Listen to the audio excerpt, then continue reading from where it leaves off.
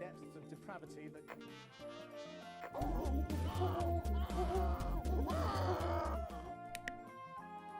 An infinite amount of channels with fuck all to watch. Typical. It's like watching Freeview. Anyway, what's happening, fuckers? You know, when the aliens finally turned up to take Mark Zuckerberg home, I thought it'd really mix things up. Well, the only real changes are that Xbox Game Pass now offers interesting new titles, and some green skin fuck calling himself Mr. Penis keeps trying to get in my house to do God knows what. Anyway, today we're looking at High on Life, a first-person shooter made by a very stuttery man. Let's get into it.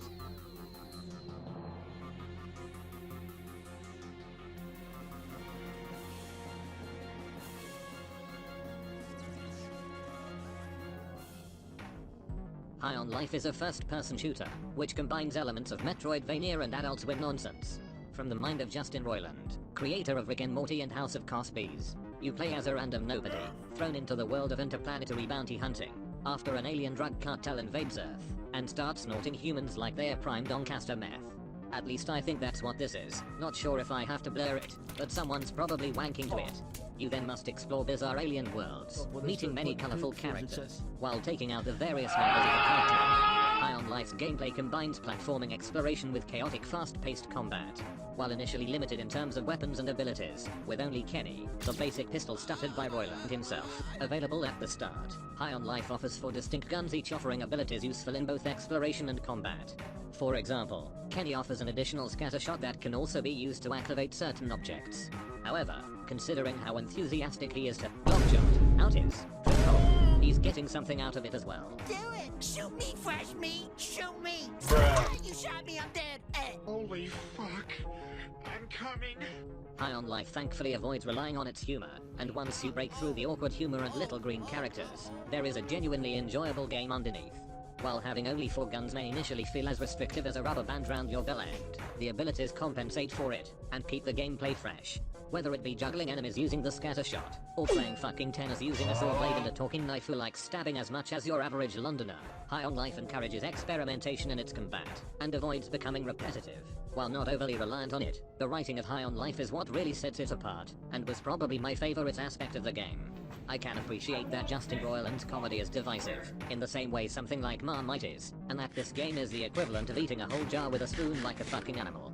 But I really enjoyed walking through Blim City, seeing the funny little characters, like this one. High on Life does have its problems, the biggest of which being its performance. The game is more unstable than your average K-pop fan, and is prone to weird and wacky glitches. Whether it be the time I started gently floating upwards, as if God was dragging me up to heaven, or when I found myself stuck waist high in the floor of a village full of Care Bears, there were many times where I'd have to reload, because the game decided to act a little goofy. The game's loading times are also painfully long. So long in fact they've helped me develop a crippling addiction to Family Guy TikTok clips. Another issue with the game is its difficulty.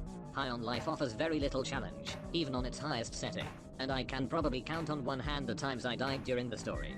Now believe me, I'm not the kind of Hardcore gamer that gets a lobotomy for my Dark Souls playthrough, so I can post on Reddit about how having the ability to recognize patterns makes the game too easy. But High on Life lacks any significant level of challenge, both in terms of enemies and boss fights, and doesn't offer any ramp up beyond adding more enemies. Perhaps the lobotomy isn't a bad idea. A few moments later.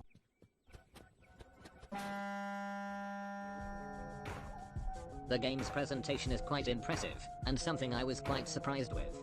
Each world contains a variety of distinct areas, each visually impressive and packed with character. From Blim City, with its bustling clean streets and grungy industrial slums, to Port Terrine, with its dusty outskirt town and hostile desert containing a Alaskan bullworm! High on Life provides a variety of environments, and excels in its presentation of each. Another impressive aspect of the game is its soundtrack. Produced by Smelly Stick-inspired artist Tobacco, High on Life's soundtrack is a thoroughly enjoyable mix of fast-paced and upbeat, mysterious and ethereal. It really sells the distinctly alien nature of the game world, and when the combat starts and that music kicks in, that's some good shit. Overall, High on Life is a very specific type of game, for a specific type of person. While the gameplay is solid, I would only recommend it to people who share my appreciation for immature nonsense. While it does have its technical issues at present, hopefully those will be sorted out in the future. Blah blah blah video games. Blah blah blah laugh at the funny gnome fella. I think that's quite enough of that. Let's see what else is on. Oh fuck yeah.